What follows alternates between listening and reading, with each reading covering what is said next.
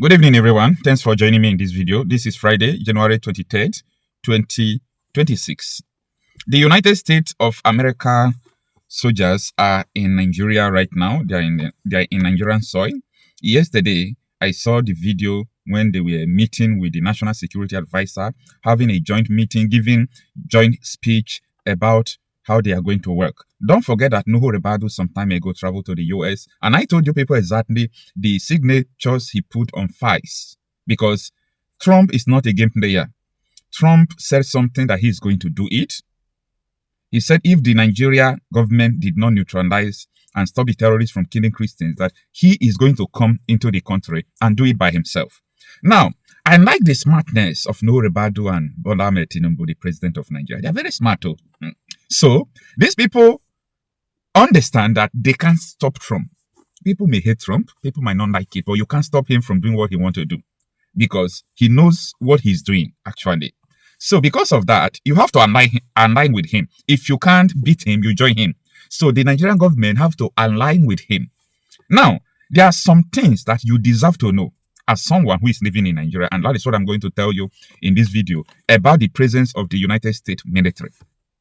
By all means, they want to stop this unreasonable killing of people in Nigeria, unreasonable killing of Christians, terrorists targeting people, killing different kind of people.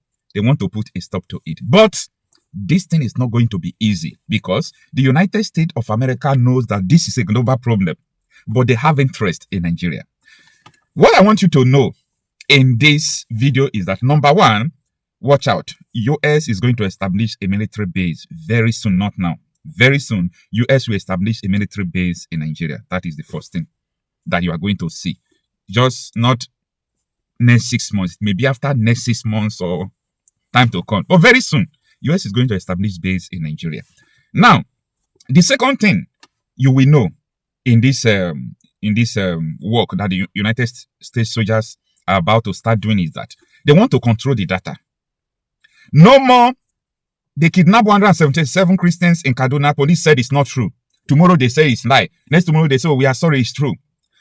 100 people were killed in the church yesterday. No, it's a lie, it's not true. This ISIS said that they are going to kill Christians. Oh, it's not true. United States is about to put a stop to it. How? They want to start controlling the data of these terrorists. Everything happening, the killing, they want to track them, document them, record them. So they will now have the reliable source of information. Okay? That is number one. Because this is a major tool that so many Nigerian politicians and people who are sympathizing with these terrorists, who are Sharia activists, are doing, downplaying what is going on. That is the first thing the United States solve. Now, secondly, last 2 weeks I told you how they brought their drones and some military equipment. So I was wondering that who are going to operate those military equipment when they landed in Nigeria last 2 weeks. Remember I made that video. So I now understand that the American soldiers were coming, down to Nigeria. Now, another issue here that you want to understand, that people who are sponsoring terrorists, including people in Aso Rock, are jettering. This is because they present themselves to America, they present themselves to Trump, that yes, we need this problem to be solved. That yes, we are valuable to make sure we stop this problem. Hey, but the people who are sponsoring these terrorists are still in government. Many people are jettering right now. The third thing I want you to understand, that this is a very big trap to Nigeria. Remember again that I made a video when I said that Trump has trapped Nigeria with an unachievable condition to disarm terrorists. That was the condition, and they did not meet it. That is one of the reasons United States military have to come down to Nigeria. The issue here is this. Many people who are sponsoring terrorists, they are in trouble.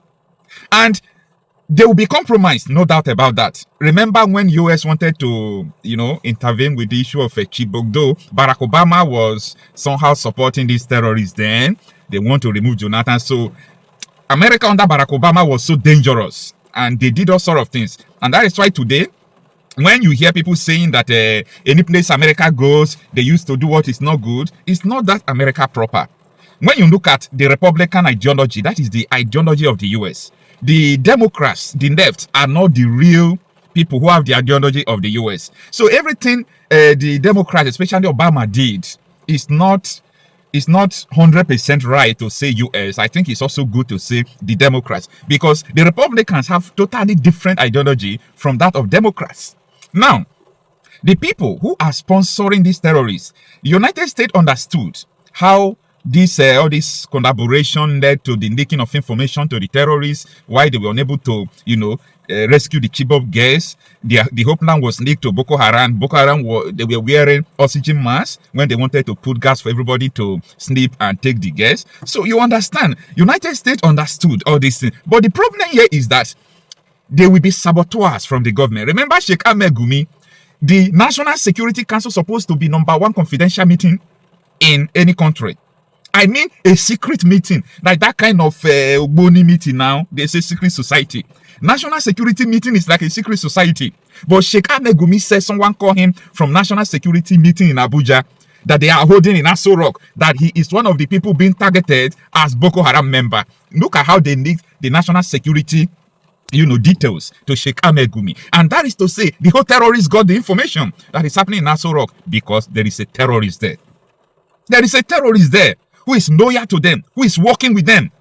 Now, the issue here is this. There will be compromise. And that is where, see, Trump don't play game. Trump does not play game. When he said he's going to do this, don't like him, hate him, don't agree with him, no problem. But the man doesn't play game. When he said he's going to do this, he's going to do it. Don't ask him, how are you going to do it? Because he's going to do it. Don't ask him or argue. If Trump wants 10, Trump is going to tell you that he's going to do 100 or he wants 100. Then you will start negotiating to that 10 and he will have like 30. That man knows how to get what he wants.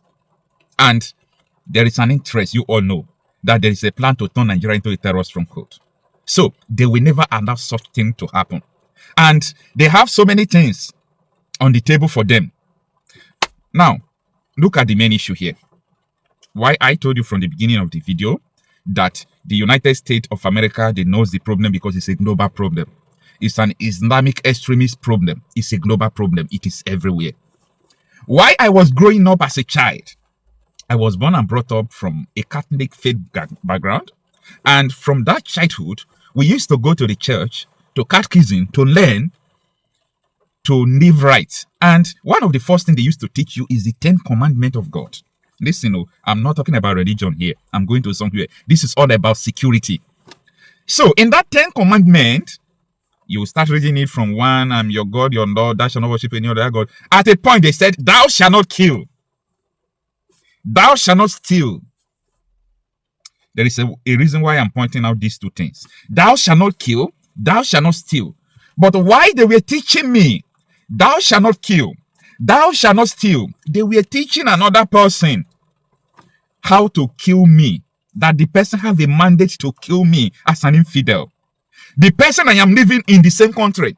Why my religion was teaching me thou shalt not kill, they were teaching the person how to kill me. This is the global problem here. And it's not going to work.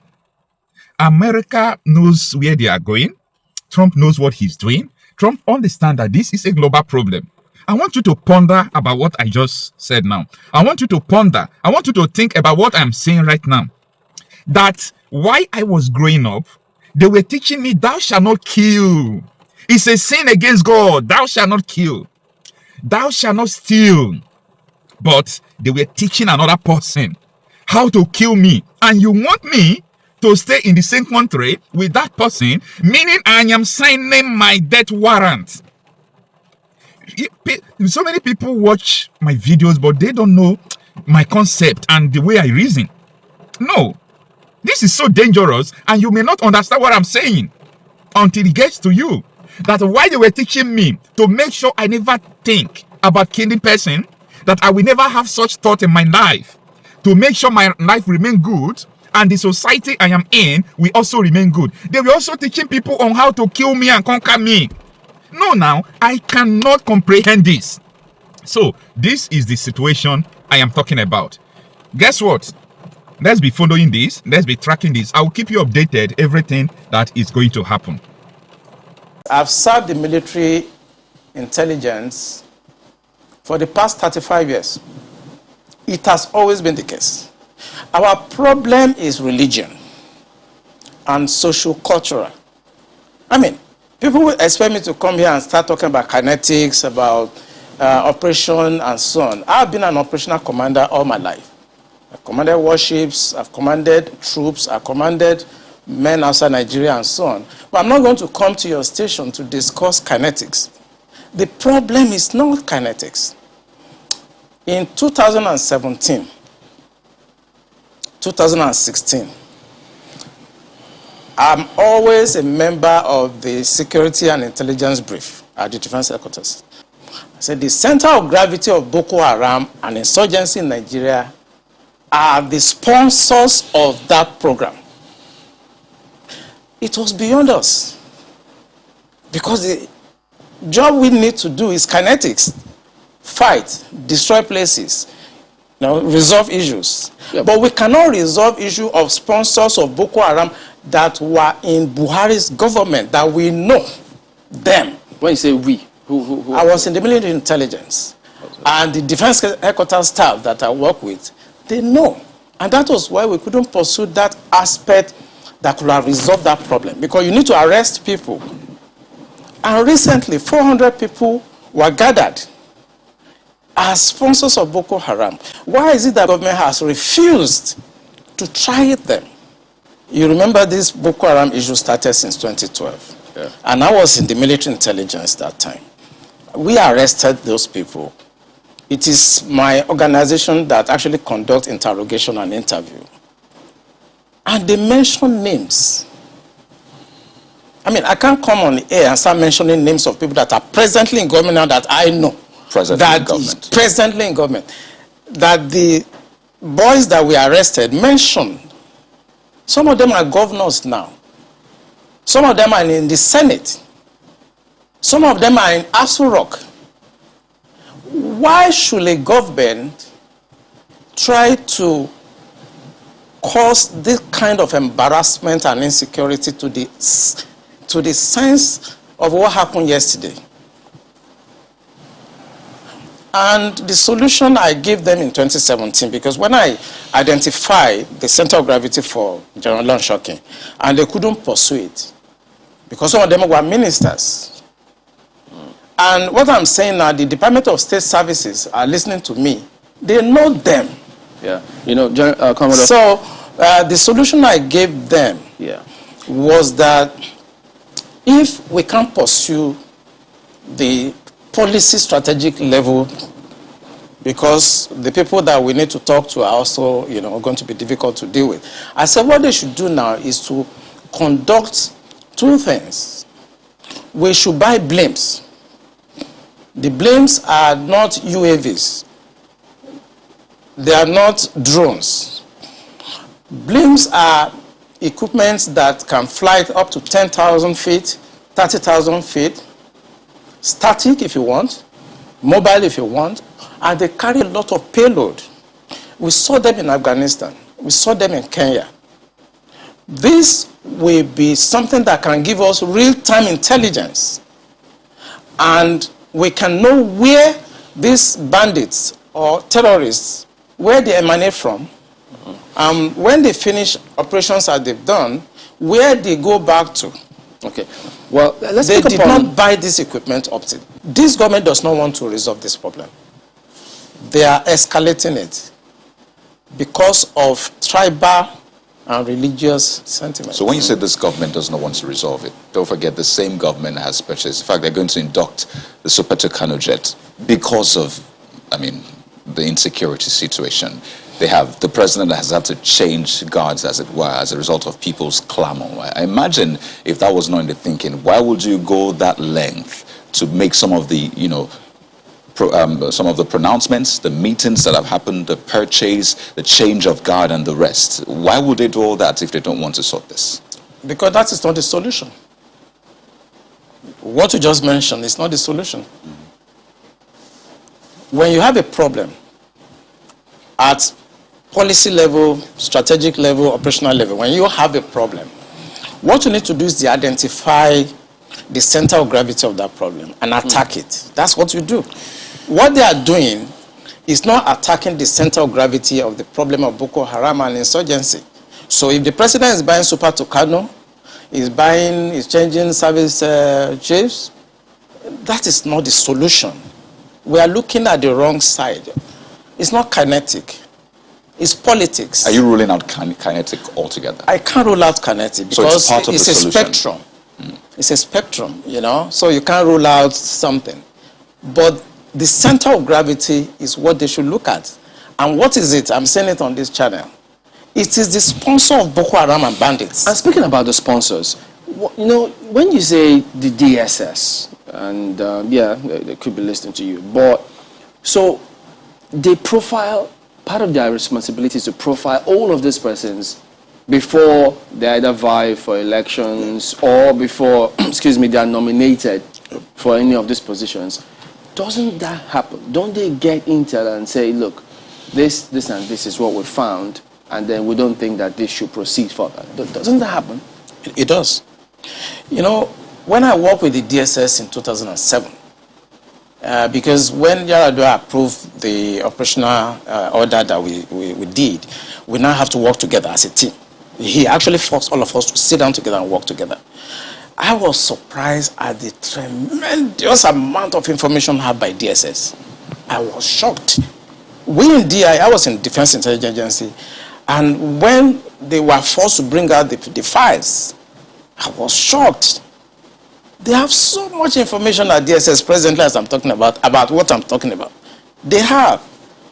But you see, if a fish is going to get spoiled, it's going to start getting spoiled from the head. The DSS will not do anything except the Commander-in-Chief's body language shows that this is the direction I want to go. That is where the problem is.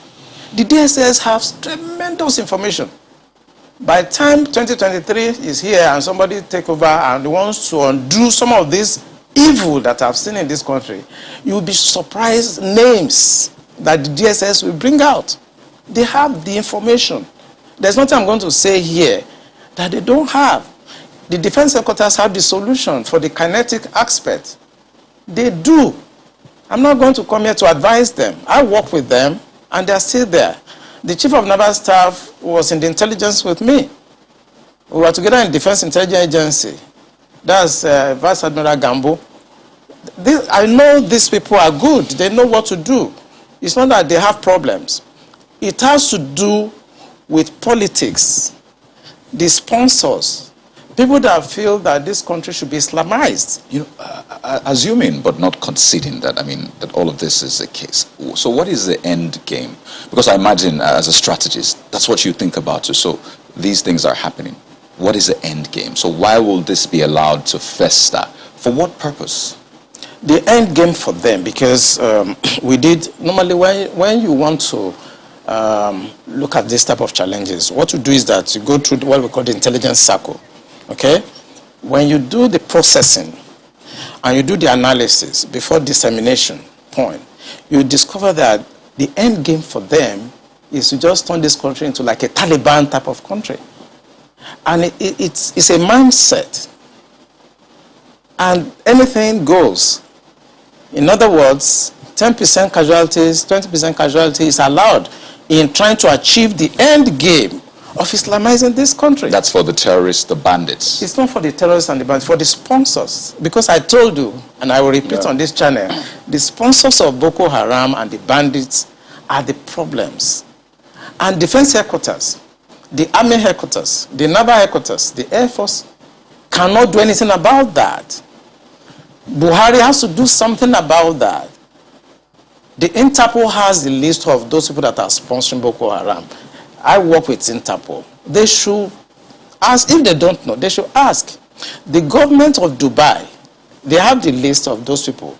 During the trial of those people that were caught, names were mentioned. They have the list.